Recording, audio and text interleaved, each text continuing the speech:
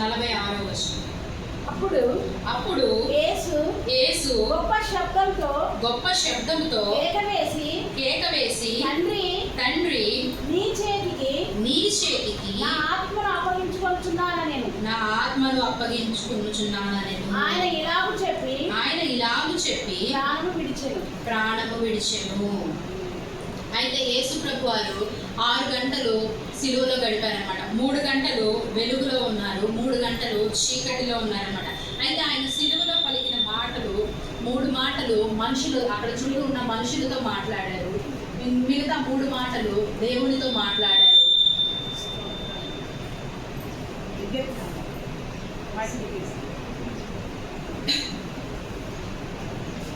అయితే మొదటిగా దేవునితో ఏం మాట్లాడారంటే,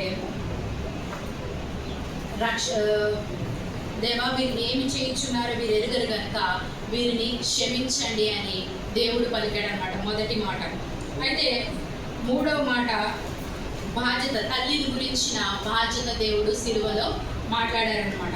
5వ మాట నేను దప్పికొనుచున్నాను అనే మాట మాట్లాడారనమాట. అవి దేవుని మనుషులతో, చుట్టూ ఉన్న మనుషులతో మాట్లాడారు.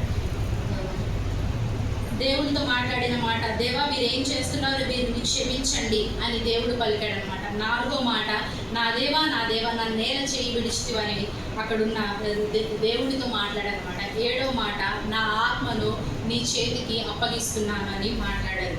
అయితే మొదటి మాట ఫర్గివ్నెస్ అంటే క్షమించడం, మనలో క్షమాపణ గుణం ఉండాలి అని దేవుడు ఆయన పలికారనమాట.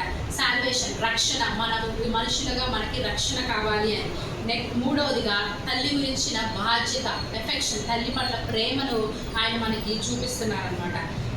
4వదిగా లెమెంటేషన్ అంటే వేదన అక్కడ 4వ మాటలో కనపరుస్తున్నారు.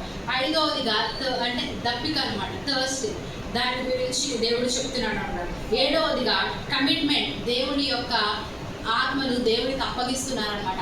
అయితే 6వ మాట డిక్లరేషన్గా చెప్పారనమాట. అంటే దేవుడు ఇచ్చిన పనిని పూర్తి చేశారనమాట. యోహాను సువార్త 17:4వ అధ్యాయంలో చెప్తారనమాట. చూడండి, యోహాను సువార్త 17:4 చేయుటకు నీవు నాకు ఇచ్చిన పని నేను సంపూర్ణముగా నెరవేర్చి భూమి మీద నిన్ను మహిమపరిచితిని అంటే దేవుడిచ్చిన పని సంపూర్ణం చేశాడు. ఆమేన్. అయితే ఈ 7 మాటల గురించి కొందరు ఏమంటారు అంటే, దేవుడు 7 రోజులు సృష్టి చేశాడు కదా, అయితే 6వ దినమున ఆయన ఆ పనులని ముగించి 7వ దినమున విశ్రాంతి దినము అని ప్రకటించినట్లు ఈ మాటలు కూడా మనం అలాగే చూస్తూ ఉంటాం అన్నమాట. అయితే దేవుడు కదా అంటే కొన్ని ప్రశ్నలు మనకు వస్తూ ఉంటాయి. మా ఇంట్లో కూడా మొన్న పిల్లలతో ఈయన అడిగాడు అనమాట, గుడ్ ఫ్రైడే అంటే ఏంటి సిద్ధు అన్నప్పుడు, నీకు తెలీదా డాడీ, గుడ్ ఫ్రైడే అంటే దేవుడిని సిలువ వేస్తారు, ఈస్టర్ రోజున మళ్ళీ తిరిగి లేస్తారు. అలాంటి క్వశ్చన్స్ మనము చాలా వింటూ ఉంటాం. అయితే మత్తయి 24:45లో మనం చూసినట్లయితే, మత్తయి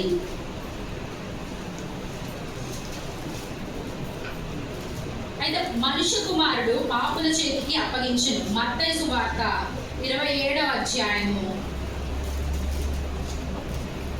26వ అధ్యాయము 45లో చివరన ఉంటుంది. 45 చదవండి. అప్పుడు ఆయన తన శిష్యుల యొద్దకు వచ్చి ఇక నిద్రపోయి అలసట తీర్చుకొనుడి, ఇదిగో ఆ గడియ వచ్చి ఉన్నది, మనుష్య కుమారుడు పాపుల చేతికి అప్పగించబడుచున్నాడు. అయితే దేవుడు పాపుల చేతికి అప్పగించబడ్డాడట. అయితే ఈయన దేవుడు కదా, ఆయన రక్షించుకోలేడా అని అడిగినప్పుడు అని కొన్ని క్వశ్చన్స్ ఉంటాయన్నమాట. అప్పుడు దేవుడు ఎందుకు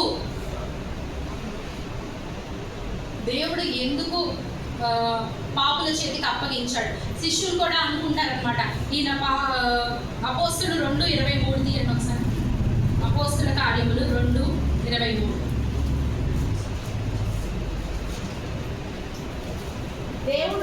దేవుడు నిశ్చయించిన నిశ్చయించిన సంకల్పమును ఆయన భవిష్యత్ జ్ఞానమును అనుసరించి అప్పగింపబడిన ఈయనను మీరు దుష్టుల చేత సిలువ వేయించి చంపింది. అంటే శిష్యులు అనుకుంటారనమాట ఇలా సిలువ వేయించి చంపించారు అని. అయితే కానీ ఇక్కడ ఒక చిన్న యోహాను సువార్త 19:10 తీయండి. యోహాను సువార్త 19వ అధ్యాయం 10వ వచనం. కనుక పిలాతు నాతో మాట్లాడవా నిన్ను విడుదల చేయుటకు నాకు అధికారము కలదనియు నిన్ను సిలువ వేయుటకు నాకు అధికారము కలదనియు నీవెరుగవా అని ఆయనతో అనెను. అందుకు యేసు పైనుండి నీకు ఇయ్యబడి ఉంటేనే తప్ప నా మీద నీకు ఏ అధికారము ఉండదు. అంటే పిలాతు అడుగుతాడనమాట, నువ్వు నాతో మాట్లాడు, నీకు నేను శిక్ష వేయడం తప్పిస్తాను అని పిలాతు దేవుడితో అన్నప్పుడు దేవుడు అంటాడు, నువ్వెవరివి నాకు శిక్ష వేయడానికి, నీకు పైనుంచి ఆజ్ఞ వస్తేనే తప్ప నువ్వు ఏమీ చేయలేవు. యోహాను సువార్త 10:17 కూడా ఈ మాట ఉంటుంది. ఒకసారి చూద్దాం. యోహాను సువార్త 10:17. నేను దానిని మరలా తీసుకొనున్నట్లు నా ప్రాణము పెట్టుచున్నాను. ఇందువలనే నా తండ్రి నన్ను ప్రేమించుచున్నాడు. ఎవడు నా ప్రాణం తీసుకొనడు. నా అంతట నేనే దానిని పెట్టుచున్నాను. దాని పెట్టుటకు నాకు అధికారము కలదు. దాన్ని తిరిగి తీసుకొనుటకు నాకు అధికారము కలదు. నా తండ్రి వలన ఈ ఆజ్ఞ పొందితిని. నువ్వెవరివయ్యా నా ప్రాణం తీసుకోవడానికి? పైనుంచి వస్తేనే తప్ప నువ్వేమీ చేయలేవు. ఆమేన్. నా తండ్రి చెప్పిందే జరుగుతుంది. నేను తండ్రి ఏకమై ఉన్నాము. ఆమేన్. హల్లెలూయా. అయితే ప్రాణం పెట్టే దేవుడి ఆజ్ఞ ప్రకారం నడుస్తున్నాము. దేవుడు చెప్పిందే మనం ఇక్కడ ఇదే 18వ వచనంలో మనం చూస్తే, అంతటా నేను దాన్ని పెట్టుచున్నాను, మళ్ళీ దాన్ని నేను తీసుకోగలను. మళ్ళీ పునరుత్థానుడై ఆదివారం రోజున లెగుస్తాడు ఆయన. మళ్ళీ నా ప్రాణం నేను తీసుకుంటాను అని అంటున్నాడు. అదే అపోస్తులు 2:24లో కూడా ఉంటుందన్నమాట. నా ప్రాణం నేను మరణము ఆయనకు బంధించి ఉంచుట అసాధ్యము. ఏంటంట? అసాధ్యము. కనుక దేవుడు మరణ వేదనను తొలగించి ఆయనను లేపెను. ఆమేన్. ఎందుకు ఈయన మరణించాడు అంటే ఆయన మన పాపములు, మన దోషములు, మన అతిక్రమల కొరకే ఆయన సిలువలో మరణించారు. ఆయన జీవితాన్ని మన కొరకై త్యాగం చేశారు, సాక్రిఫైస్ చేశారు, పరియాగం అయ్యారనమాట సిలువలో. అయితే ఒక చిన్న స్టోరీ చెప్తారంట. బ్రిటిష్ వాళ్ళు ఒక రైల్వే ట్రాక్ ఒక అడవి నుంచి వేస్తున్నారంట. అయితే ఆ ట్రాక్ వేస్తున్నప్పుడు అక్కడ కూలి వాళ్ళు కానీ అలా ఎవరినైనా తీసుకెళ్ళాలి అని అంటే కొంచెం వాళ్ళనితో కొన్ని షరతులు పెట్టి తీసుకెళ్తారంట. అక్కడికి ఎవరు ఎక్కువగా వెళ్ళరనమాట. వెళ్ళినప్పుడు అయితే బ్రిటిష్ వాళ్ళ సంగతి తెలుసుకొని వాళ్ళు చాలా స్ట్రిక్ట్గా ఉంటారు. అయితే అక్కడ వాళ్ళు వెళ్ళినప్పుడు పని వాళ్ళు 10 మందిని తీసుకువెళ్ళారు. వాళ్ళ వస్తువులు కొన్ని పని చేయడానికి తీసుకెళ్లారు. తిరిగి వచ్చిన తర్వాత అవన్నీ కౌంట్ చేస్తారనమాట. కౌంట్ చేసినప్పుడు ఆ యజమాని వచ్చి ఆ పని వాళ్ళకి చెప్తారు, ఇవన్నీ కౌంట్ చేయండి, తీసుకెళ్ళినవి ఉన్నాయా లేదా అని. కౌంట్ చేస్తున్నప్పుడు ఒకటి తక్కువైందంట. అయితే మీలో ఎవరు తీసారో చెప్పండి, లేదంటే మిమ్మల్ని చంపేస్తాను, నేను 10 కౌంట్ చేసే లోపల చెప్పాలి అని ఆ అధికారి తనతో అంటాడు అనమాట. అన్నప్పుడు అయితే ఆయన కౌంట్ చేస్తాడు. 9, 10 అనే లోపల ఒక మనుషుడు వచ్చి అక్కడ నుంచుంటాడు అనమాట. ఎంత ధైర్యం మీకు, మా వస్తువులు దొంగతనం చేస్తామని అతన్ని చంపేస్తారనమాట. చంపేసి అతన్ని తీసుకెళ్ళి పూడ్చిపెడతారు. మళ్ళీ వచ్చినాక అధికారి చెప్తాడు, ఇవి మళ్ళీ కౌంట్ చేయండి అన్నప్పుడు వారు కౌంట్ చేస్తారు. 1కి 2 సార్లు కౌంట్ చేస్తుంటే ఏమైంది మళ్ళీ అలా కౌంట్ చేస్తున్నారని అడిగితే, ఇవన్నీ కరెక్ట్గానే ఉన్నాయి సార్.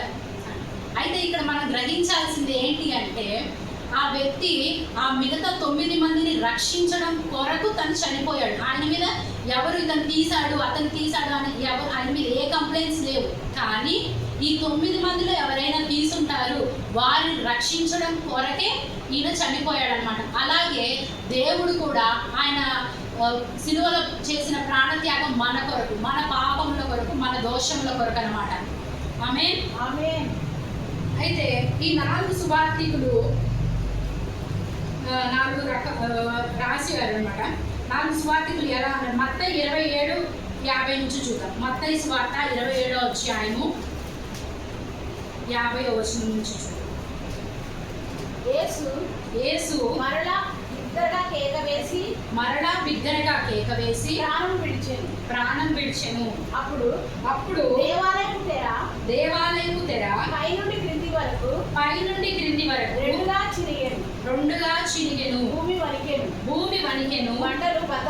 బండలు బద్దలాయెను. సమాధులు తెరవబడెను. నిద్రించిన అనేక మంది పరిశుద్ధులు శరీరములు లేచెను. వారు సమాధుల నుండి బయటికి వచ్చి ఆయన లేచిన తరువాత పరిశుద్ధ పట్టణములో ప్రవేశించి అనేకులకు అగపడిరి. స్తోత్రం.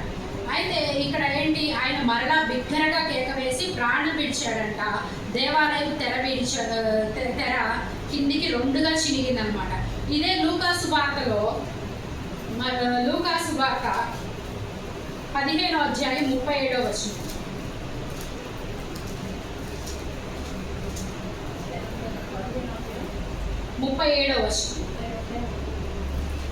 మార్కు సువార్త 17:37వ వచనం.